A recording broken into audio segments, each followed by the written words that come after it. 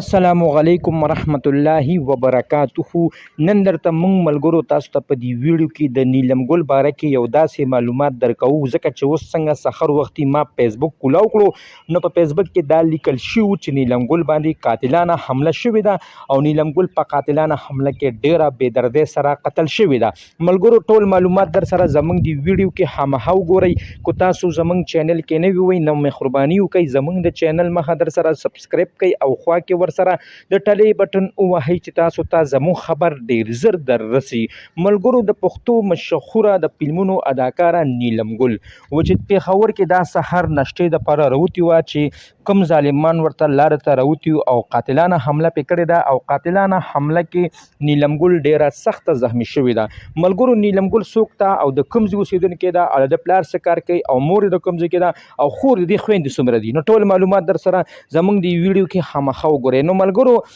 تاسو دا ویډیو مه سکپ کوئ، ځکه چې دې ویډیو کې د نیلم ګل نن ټول هغه معلومات پراته دي چې نیلم ګل په کوم ځای کې پیدا شوې ده، د نیلم ګل څو خاوندان دي، د نیلم ګل څو زامن دي، څو لورې دي. ملګرو نیلم ګل عمر دی وخت کې 32 کاله عمر دی. د نیلم ګل کم از کم 15 بچي دي. د نیلم ګل دی وخت کې 3 خاوندونه دي. لومړی خاوند مراد خان چې هغه ولا طلاق ورکړو، هغه ولا په دې وجه طلاق ورکړلو چې نیلم ګل به نور الکانو سره په موبایل یارانه اچوله او بیا به ورسره غلط کارونه هم کول، نو په دغه وجه ولا مراد خان بیا طلاق ورکړو. د هغې نه باوجود بیا د نیلم ګل چې کله ولا مراد خان طلاق ورکړو نو نیلم ګل چې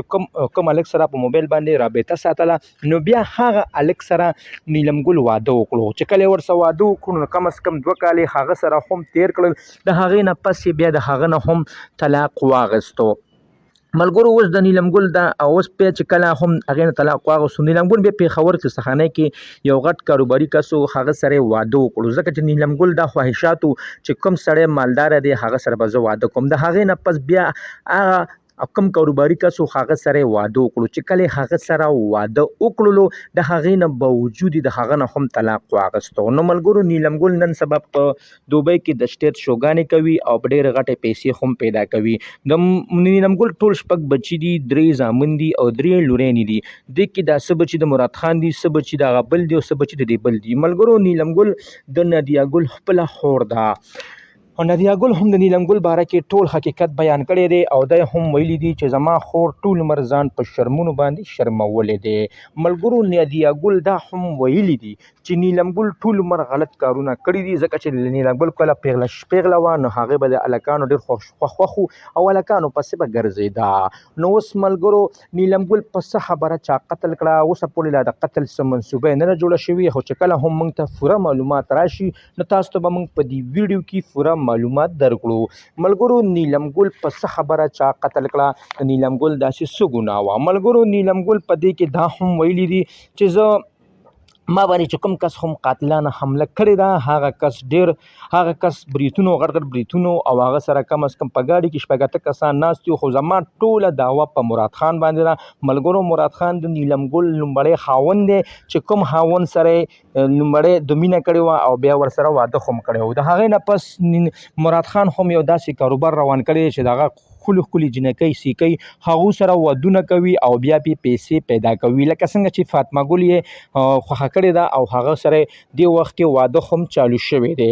ملګرو فاطمه ګل څوک ده؟ فاطمه ګل دې وخت کې نیلم ګل سابقه ممبر دغه ده بنه ده. نیلم ګل دا هم ویلي دي چې زه په دې خبره ډېر سخت خفه یم چې ما ټول عمر د مراد خان زړه خوشحاله کړی دی چې نن سبا مراد خان په کومه بنګله کې اوسېږي، نن سبا چې مراد خان څه څومره غټه پیسه ده دا ټوله پیسه زما ده، ځکه چې ما ټول عمر خلکو سره غلط کارونه کړي دي او په هغه غلط کارونو باندې ما مراد خان لا ټول ارڅه ورکولی دي. اخیره ور مراد خان زما سره داسې تعلقات ولې پرېښودل، مراد خان ماله طلاق ولې راکړو، زما څه ګناه وه. ملګرو بیا چې کله موږ مراد خان له ورغلو او د مراد خان نه انټرویو واخیسته، مراد خان دا ویلي دي چې اوس ته پخپله سوچ وکړه، اوس ستا ښځه ده او ستا ښځه بل چا سره په موبایل باندې خبرې اترې کوي او د هغې نه باوجود ته څنګه آخر ساتلی شي. دوی مراد خان دا چې ما په نیلم ګل باندې بالکل باور نه مې پرې ځکه نو چې نیلم ګل چې کور ته راغلم نو نیلم ګل به 24 غنټو پر 2 الکانو سره په موبایل خبرې کولې او د خلکو نه به یې ایزلوډې هم راغوښتلې. زه خو یو پښتون سړی وم، ما حقیقت باندې ما نیلم ګل په کور کې ووهله. تاسو به هغه لایو ویډیو هم کتلي چې نیلم ګل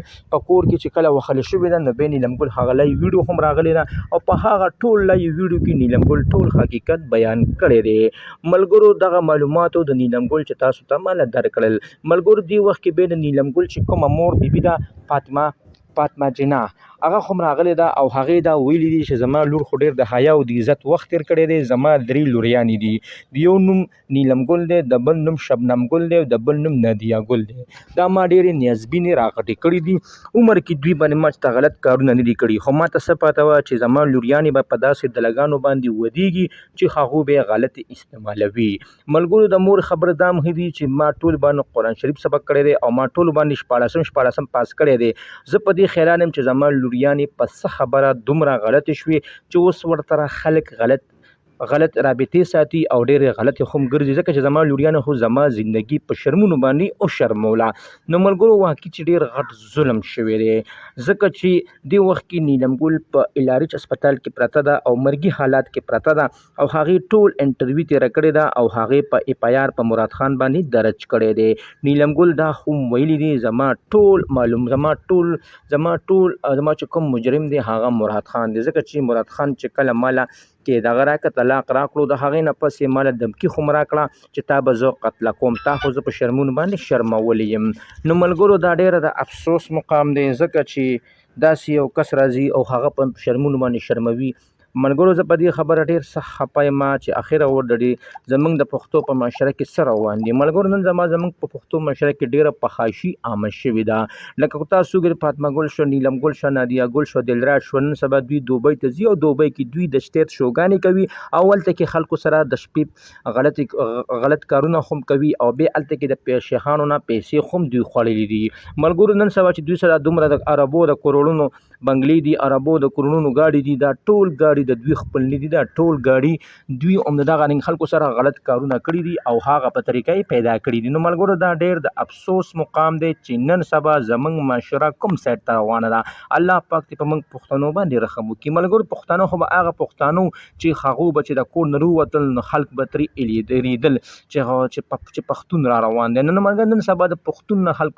خلک یاره بالکل نه کېږي ځکه چې د پښتون نه حیا عزت او غیرت وتېری ملګرو تاسو په خپل تورسرو باندې ښه کنټرول وکړئ خپل تورسري بازارونو ته مه لېږئ ځکه چې نن سبا په دوکانونو کې هم داسې خلک شته دی چې هغو ستاسو زنانه خو هم شرمولی شي لکه څنګه چې بل ورځ په افغانستان کې یو د 15 کالو سړي کیمره آن کړې وه او په هغه کیمره کې یې هغه ټوله ویډیو راغستې وه نو هغه ویډیو چې کومه چې هغه پیغله جینۍ وه هغې سه په کومه طریقه باندې هغه دوکاندار غلط کار کړی نو ملګرو واقعي چې ډېر غلط کار یې ورسره کړی موږ په دې غلط کار باندې ډېر سخت مذمت کوو ځکه چې چا له خو هم داسې نه دي په کار چې هغه داسې کار وکړي چې په هغې باندې د هغه قام قبیله په شرمونو باندې وشرمېږي نو ملګرو واقعي چې ډېر غټ ظلم شوی دی ملګرو الله پاک دې په موږ ټولو باندې رحم وکړي ملګرو دا زموږ خلک کوم سایډ ته روان دي پخوا خو پښتانه ډېر غیرتمنو پښتانه نن سبا خو ټول نه راسي بل لنګې خلک جوړ شوي دي خو تاسو سوچ کې نن سبا دومره غریبي ده چې هر سړي خپل عزتونه بار ته رایستي دي او په خپلو ښځو باندې پیسې راغونډوي نو ملګرو الله پاک داسې کار په چا باندې خو هم نه کوي ملګرو دا ډېر د افسوس مقام دی ځکه زه خو په دې خبره ډېر سخت خفه کېږم اخره و دا زموږ معاشره کوم اړخ ته روانه ده الله پاک دې په موږ خلکو باندې رحم وکړي ملګرو چې تر څو پورې زموږ عملونه ټیک شوي نه نو زموږ عملونه خواله نه راځي ملګرو الله پاک دې په موږ باندې رحم وکړي او څومره هم د پښتنو ډمان دي سنګران دي الله پاک دوی تباه او برباد کړي د دوی د لاسه زموږ معاشره کې بېګار جوړ دی او د دوی د لاسه زموږ معاشره په شرمونو باندې وشرمېده الله پاک دې په موږ ټولو باندې رحم وکړي ملګرو زما د طرف نه همدغه معلوماتو د دغه رنګې معلوماتو دپاره زموږ د چینل مخه در سره ضرور سبسکرایب کړئ او خوا کې ورسره ضرور د ټلۍ نشان ووهئ چې تاسو ته زموږ خبر ډېر زر در رسي ملګرو زموږ د اړخه دغه معلوماتو چې تاسو وکتل ملګرو دغه رنګې معلوماتو دپاره زموږ د چینل مخه در سره ضرور سبسکرایب کړئ او خوا کې ورسره ضرور د ټلۍ نشان ووهئ چې تاسو ته زموږ خبر ډېر زر در رسي